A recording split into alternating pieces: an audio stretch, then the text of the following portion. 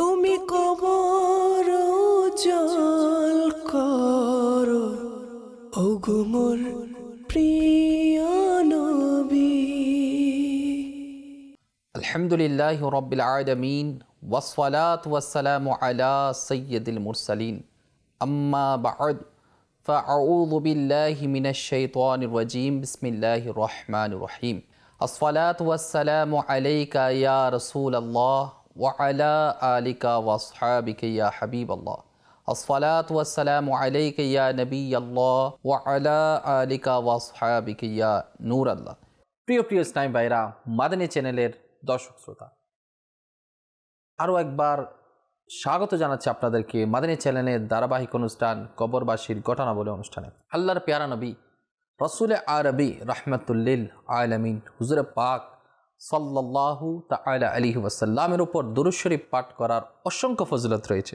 যেমন কানজুল উম্মাল প্রথম খণ্ডের 250 পৃষ্ঠায় এইটা হাদিস শরীফটা আসছে যে খাতামুল মুরসালিন রাহমাতুল্লিল আলামিন নবী পাক সাল্লাল্লাহু আলাইহি ওয়াসাল্লাম ইরশাদ ফরমান, যখন বৃহস্পতিবার আসে আল্লাহ তাআলা ফেরেশতাদেরকে প্রেরণ করেন, তাদের নিকট রূপার কাগজ এবং স্বর্ণের কলম থাকে। তারা লিখে বৃহস্পতিবার ও জুমার রাতে আমার উপর বেশি পরিমাণে কে দুরূদ শরীফ পাঠ করছে। আল্লাহু আকবার! কত সৌভাগ্যের বিষয় যারা আল্লাহর নবী সাল্লাল্লাহু আলাইহি ওয়াসাল্লামের উপর বৃহস্পতিবার দিবাগত রাত এবং জুমার দিন বেশি পরিমাণে দুরূদ শরীফ পাঠ করে, আল্লাহ তাদের নাম স্বর্ণের কলমে রূপার কাগজে লিপিবদ্ধ হয়ে সরকার সাল্লাল্লাহু আলাইহি ওয়াসাল্লামের বারগাহে পেশ করা হয়। আসুন আমরা নিয়ত করি সেই নবীর উপর বেশি পরিমাণে দুরূদ শরীফ পাঠ করব। সাল্লু আলাল হাবিব সাল্লাল্লাহু তাআলা আলা মুহাম্মদ সাল্লাল্লাহু তাআলা আলাইহি ওয়াসাল্লাম। প্রিয় ইসলামী ভাইরা, মাদানী চ্যানেলের দর্শক শ্রোতা, আগেও বলেছি আবারও বলি, বাহ্যিক দৃষ্টিতে প্রত্যেকটা কবর একই মনে হলেও ভিতরের অবস্থাদি কিন্তু ভিন্ন।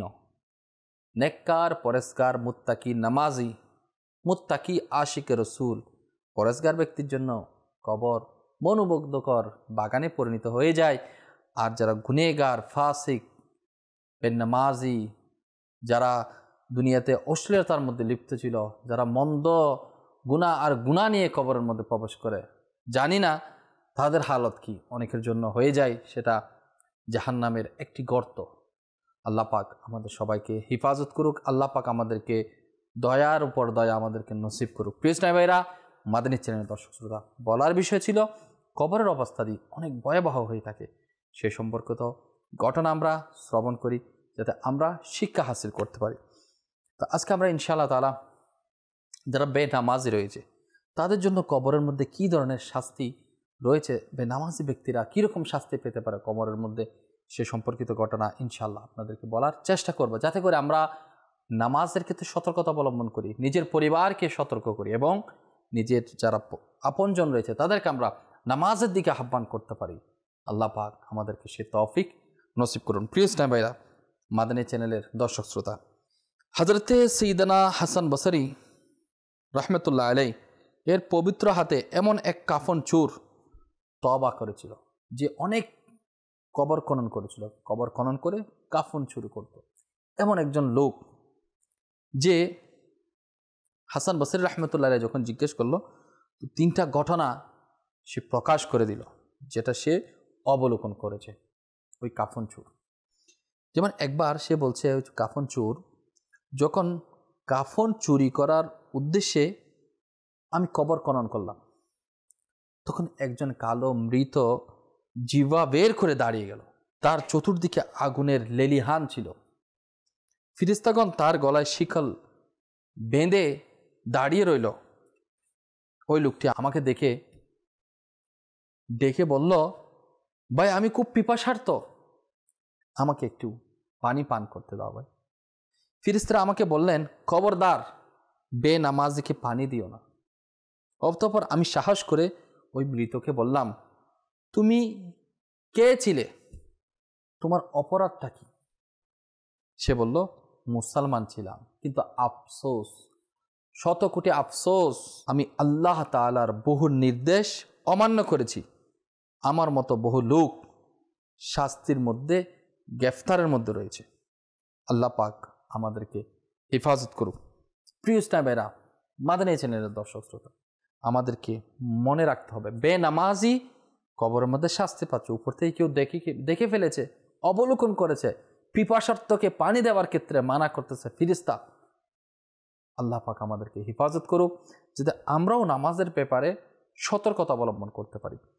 তো অনুরূপভাবে সে বলল, আমি আরেকটা কবর খনন করলাম। তখন কবরের ভিতরে খুবই প্রশস্ত ছিল, অনেক প্রশস্ত ছিল।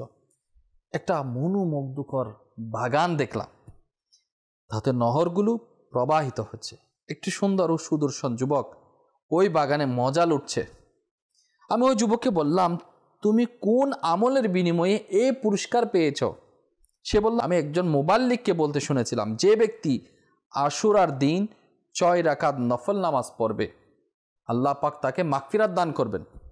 সুতরাং আমি প্রত্যেক বছর আশুরার দিন 6 রাকাত নামাজ পড়ে নিতাম। রাহাতুল কুলুব থেকে এই ঘটনাটি সংকলিত, যেটা 85 পৃষ্ঠার মধ্যে রয়েছে। প্রিয় ভাইরা, মাদানী চ্যানেলের দর্শক শ্রোতা, একটা বিষয় আমাদের সবসময় খেয়াল রাখা উচিত, মনে রাখা উচিত, যে আল্লাহ পাক রব্বুল আলামিন আমাদেরকে তৌফিক দান করেছেন। আমরা ফরজ বিষয়টি খেয়াল রাখবো, সাথে সাথে নফল নামাজ আদায় করার জন্য চেষ্টা করব। পৃথিবীর বুকে যারা আল্লাহর ওলি হয়েছে, সেই সমস্ত আল্লাহওয়ালাগণ নফল ইবাদতের মাধ্যমে, নফল রোজা, নফল নামাজ, পরোপকারী, মুসলমানদের কল্যাণ কামনাকারী, নেকির দাওয়াতের সারা জাগরণকারী, মুসলমানদের মুসিবত দূরকারী, মুসলমানদের মন জয়কারী, তারাই তো আল্লাহর ওলি হয়েছে। কিন্তু আফসোসের বিষয়, শতকোটি আফসোসের বিষয়, যে আজকে আমরা ফরজ কার্যদি থেকে কেন যেন দূরে সরে যাচ্ছি। এবং যদিও বা কেউ বিশেষ দিনগুলোতে নামাজ আদায় করে, তখন অনেক লোক তাকে আবার বাধা দেয়। আল্লাহ তাআলার পানা আমাদের বুঝতে হবে, আমরা ফরজ ইবাদত করব, সাথে সাথে বিশেষ দিনগুলোতে যেগুলো স্পেশাল ডে, ওই সমস্ত দিনের মধ্যে আল্লাহ আমাদের তৌফিক দিলে আমরাও নফল ইবাদতগুলো করার চেষ্টা করব। এই নফল ইবাদত আশুরার দিন করার বরকতে আল্লাহু আকবার ওই একজন ব্যক্তি যাকে আল্লাহ তাআলা মাগফিরাত দান করেছেন। তো নিয়ত করি ইনশাআল্লাহ আমরা যথাযথভাবে নামাজের হেফাজত করব। আল্লাহ পাক আমাদেরকে তৌফিক দান করুক। প্রিয় স্নেহ ভাইরা, আমরা মুসলমান, আর মুসলমানদের সব কাজ আল্লাহ সুবহানাহু ওয়া তাআলার সন্তুষ্টির জন্য হওয়া উচিত। কিন্তু আফসোস, আজ আমাদের অধিকাংশ লোক আল্লাহ তাআলার সন্তুষ্টির রাস্তা থেকে যেন দূরে সরে যাচ্ছে। হয়তো এই কারণে আমরা বিভিন্নভাবে চিন্তার সম্মুখীনে আমরা জর্জরিত, বিভিন্ন প্যারাশানির মধ্যে আমরা পড়ে যাচ্ছি। যেমন কেউ রোগ আক্রান্ত, কেউ প্যারাশানগ্রস্ত, কেউ ঋণগ্রস্ত, কেউ গর্ভ ব্যাপারে অশান্তি, কেউ মুসিবতের শিকার, কেউ বেকার, কেউ সন্তান প্রত্যাশী, কেউ অবাধ্য সন্তানের কারণে অসন্তুষ্ট। মোট কথা, প্রত্যেকেই কোনো না কোনো রকম সমস্যার মধ্যে, মুশকিলাতের মধ্যে দিন অতিবাহিত করছে। আল্লাহ সুবহানাহু ওয়া তাআলা কি ইরশাদ ফরমান, তরজমায়ে কানজুল ঈমান, তোমাদের যে বিপদ আসে তা ওই কারণে যা তোমাদের হাতে অর্জন করেছে, এবং অনেক কিছু তিনি ক্ষমা করে দেন। ইসলাম ভাইরা, মাদানী চ্যানেলের দর্শক শ্রোতা, অবশ্যই দুনিয়া ও আখিরাতের সমস্ত কিছুর সমাধান আল্লাহ তাআলা ও তার হাবিব সাল্লাল্লাহু আলাইহি ওয়াসাল্লামের সন্তুষ্টির মধ্যে রয়েছে, আনুগত্যের মধ্যে রয়েছে। কথিত আছে যে আল্লাহ তাআলার কাজে লেগে যায়, আল্লাহ তাআলা তার সমস্ত কষ্টকে, সমস্ত কাজকে সমাধা করে দেয়। তাহলে চিন্তা করুন, আমরা যে মুসলমান হিসেবে সর্বপ্রথম আমার ফরজ কাজ হচ্ছে নামাজ আদায় করা, কিন্তু বাজার আবাদ হচ্ছে, মসজিদ শূন্য হচ্ছে, মসজিদ চাকচিক্য হচ্ছে, মুসল্লি শূন্য হচ্ছে, মসজিদ নির্মাণ বৃদ্ধি পাচ্ছে, মুসল্লির সংখ্যা কমতে শুরু করেছে। কেমন জানি একটা পরিবেশ আমাদের চোখের সামনে। তো অবশ্যই নামাজ দিনের স্তম্ভ, 5টি স্তম্ভের মধ্যে একটা হচ্ছে নামাজ। তো নামাজ রহমত অবতীর্ণ হওয়ার মাধ্যম, নামাজ গুনাহ মাফ হয়ে যায়, নামাজের মাধ্যমে দোয়া কবুল হয়, নামাজ দ্বারা রোজগারের মধ্যে বরকত হয়, নামাজ অন্ধকার কবরের মধ্যে বাতি স্বরূপ, নামাজ কবরের শাস্তি থেকে বাঁচায়, নামাজ বেহেশতের চাবি, নামাজ পুলসিরাতকে সহজ করে দেয়, জাহান্নাম থেকে বাঁচায়, এবং নামাজ পেয়ারা নবী রাসূল আরবি সাল্লাল্লাহু আলাইহি ওয়াসাল্লামের শাফাআত নসিব হওয়ার মাধ্যম। নামাজি ব্যক্তির জন্য সবচেয়ে বড় নিয়ামত হলো কিয়ামতের দিন আল্লাহ তাআলার দিদার নসিব হবে। প্রিয় ইসলাম ভাইরা, মাদানী চ্যানেলের দর্শক শ্রোতা, আমি আপনি যদি চাই কবরের মধ্যে আরামের মধ্যে থাকি, হাসরের ময়দানে আমাদের হিসাব নিকাশ, আমলনামা সহজতর হোক, তাহলে নামাজ যেটা আমরা আদায় করি, নাহলে কবরের কষ্ট, কবরের মুসিবত থেকে আমরা যদি রেহাই না পাই, তাহলে আমাদের অবস্থা কী হতে পারে। শুনুন, বেনামাজির ভয়ানক পরিণতি কী হতে পারে। বেনামাজির উপর আল্লাহ তাআলা অসন্তুষ্ট হন।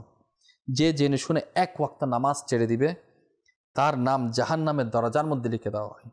যে নামাজের মধ্যে অলসতা করে, তার জন্য কবরকে এরকম চাপ দেওয়া হবে, তার শরীরের হাড্ডিগুলো উলট পালট হয়ে যাবে, তার কবরে আগুন বাড়িয়ে দেওয়া হবে, তার উপর এক বড় সাপ নিযুক্ত করে দেওয়া হবে, কিয়ামত দিবসে তার হিসাব নিকাশ শক্তভাবে নেওয়া হবে। প্রিয় ইসলামী ভাইরা, মাদানী চ্যানেলের দর্শক শ্রোতা, আল্লাহ আমাদের সবাইকে হেফাজত করুক। আল্লাহ আল্লাহ যে সহিহুল বুখারী প্রথম খণ্ডের 467 পৃষ্ঠায় হাদিস মুবারাকা 1386, সরকার দু আলম নবী পাক সাল্লাল্লাহু তাআলা আলাইহি ওয়াসাল্লাম সাহাবায়ে কেরাম আলাইহিম রিদওয়ান ইনাদেরকে ইরশাদ করেন, আজ রাতে দুইজন ব্যক্তি জিব্রাইল ও মিকাইল আলাইহিস সালাম আমার কাছে আসলো এবং আমাকে পবিত্র ভূমিতে নিয়ে আসলো। আমি দেখলাম যে এক ব্যক্তি শোয়া, তার মাথার পাশে এক ব্যক্তি পাথর উঠিয়ে আছে এবং লাগাতার পাথরে আঘাত করে তার মাথা ভাঙছে। শোয়া ব্যক্তিকে পাথর উঠিয়ে একজনে মাথার উপর বারবার ভাঙতেছে। আমি ফেরেশতাদেরকে জিজ্ঞাসা করলাম, এরা কে? বলল, সামনে তশরিফ রাখুন। অনেক দৃশ্য দেখানোর পর ফেরেশতারা বলল, প্রথম ব্যক্তি যাকে আপনি সাল্লাল্লাহু আলাইহি ওয়াসাল্লাম দেখেছেন, অর্থাৎ যার মাথা পিষ্ট করা হচ্ছিল, সে ওই ব্যক্তি ছিল যে কোরআন মুখস্থ করে ছেড়ে দেয় এবং ফরজ নামাজের সময় শুয়ে যাওয়ার অভ্যস্ত ছিল। তার সাথে কিয়ামত পর্যন্ত এটা চলতে থাকবে। আমরা একটু খেয়াল করি, যারা নামাজ একেবারেই পড়ে না, যারা নামাজ চলাকালীন সময় ফরজ চলেই যাচ্ছে, খবর নাই, ঘুমাইয়ে আছে, নিজের ধ্যানের মধ্যে আছে, খেলাধুলার মধ্যে মগ্ন আছে, ব্যবসা বাণিজ্যের মধ্যে মগ্ন আছে, চাকরির মধ্যে মগ্ন আছে, আমার আপনার কি হবে?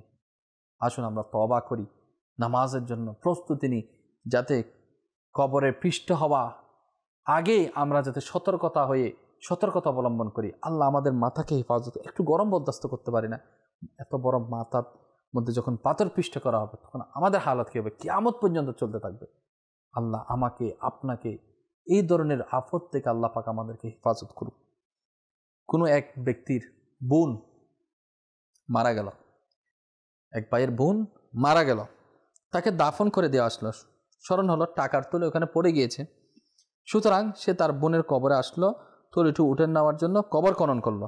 সে দেখলো কবরের মধ্যে আগুন জ্বলে উঠল।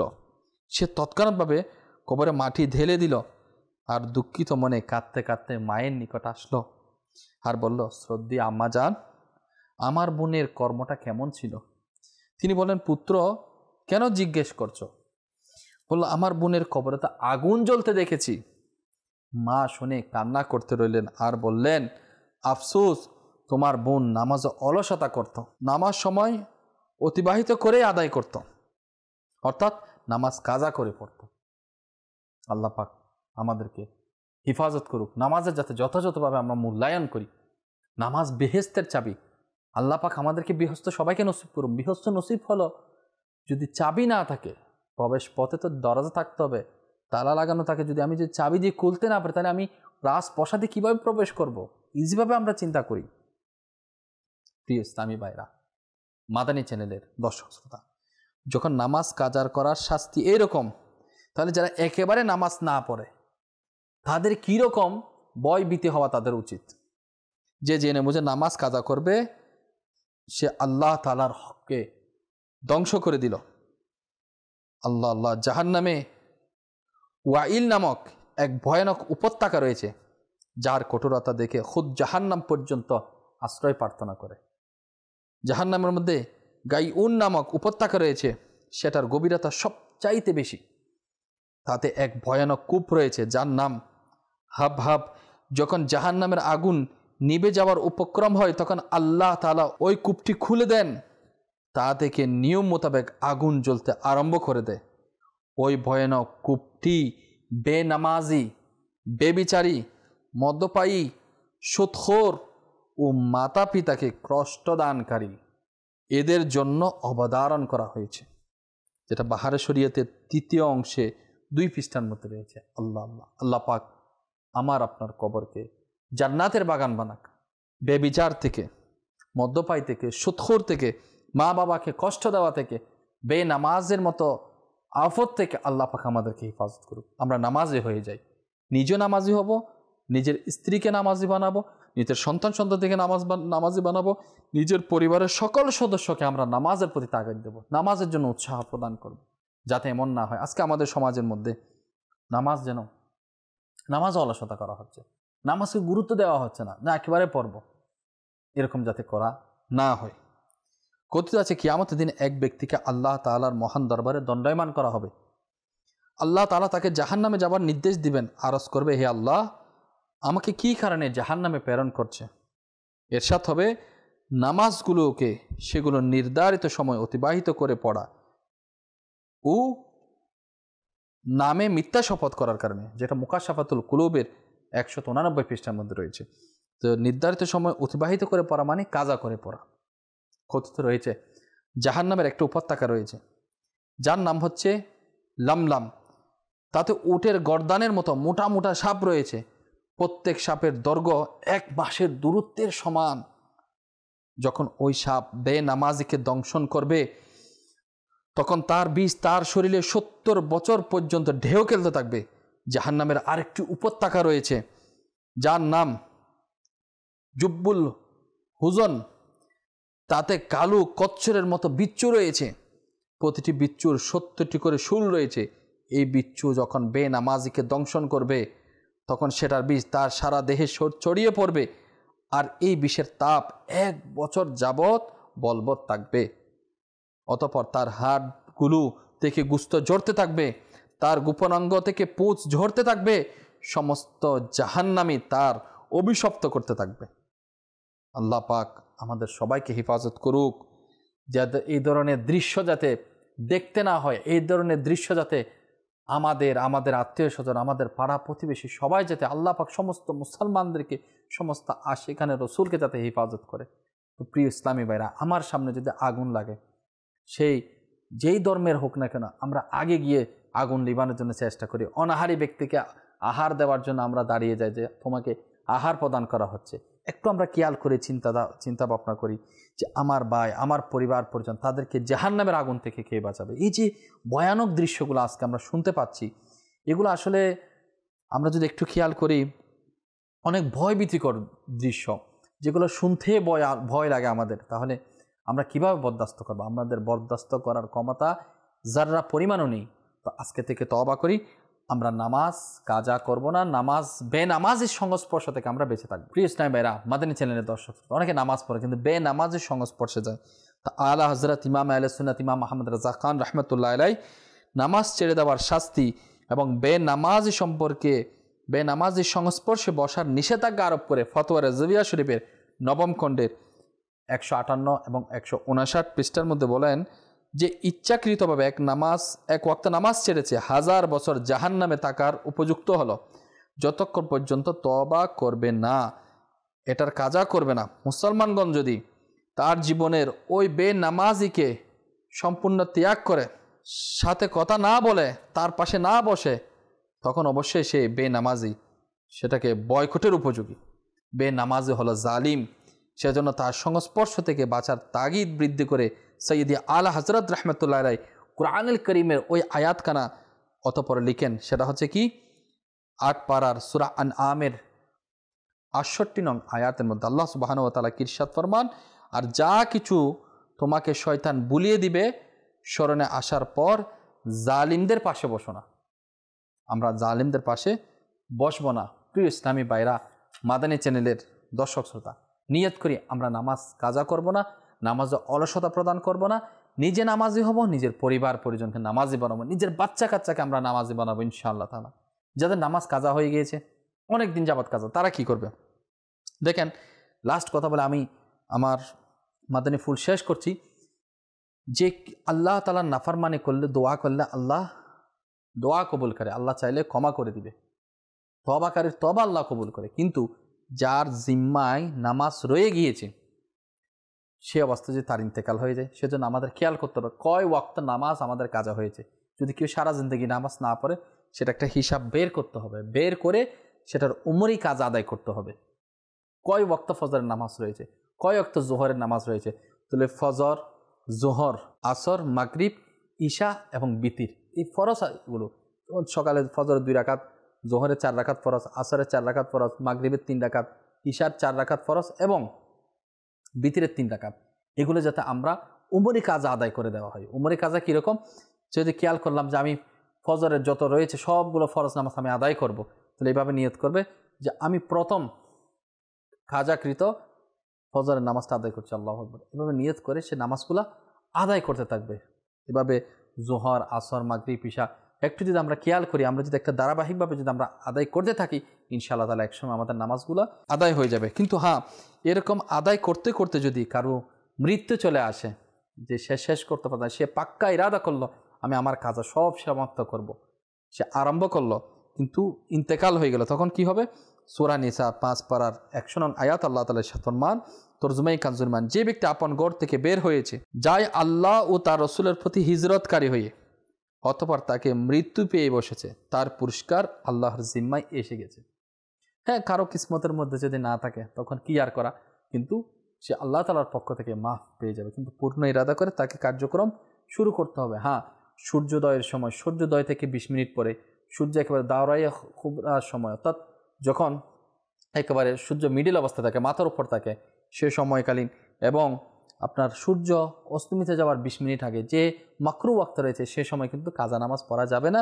আর অন্যান্য সময়গুলো চেষ্টা করতে, যার বেশি নামাজ রয়েছে সে অবসর হওয়ার সাথে সাথে যে সমস্ত কাজ তার প্রয়োজনাদি রয়েছে সেগুলো সমাপ্ত করে সে যেন উমরি কাজাগুলো আদায় করে, কারণ যতক্ষণ কাজা নামাজ থাকে যাবে তার কোনো নফল নামাজে তার কবুল হবে না। তো প্রিয় ইসলামেরা, মাদানী চ্যানেলের দর্শক শ্রোতা, মাকতাবাতুল মদিনা উমরি কাজা সম্পর্কিত একটা ছোট্ট পুস্তিকা প্রকাশ করেছে, আপনারা মাকতাবাতুল মদিনা থেকে সেটা হাদিয়া দিয়ে সংগ্রহ করতে পারেন। আল্লাহ পাক রব্বুল আলামিন আমাদের সবাইকে কবরের আযাব থেকে বাঁচার তৌফিক দান করুন। মাদানী পরিবেশে সম্পৃক্ত হন, মাদানী কাফেলায় সফর করুন, ইনশাআল্লাহ তাআলা আমল বৃদ্ধি পাবে। আল্লাহ পাক আমাদেরকে যা শুনেছি এর উপর আমল করার তৌফিক দান করুক। আমিন বিজাহিন নবীন আমিন সাল্লাল্লাহু তাআলা আলাইহি ওয়াসাল্লাম। তুমি কবর উজাল করো ওগো মোর প্রিয় নবী।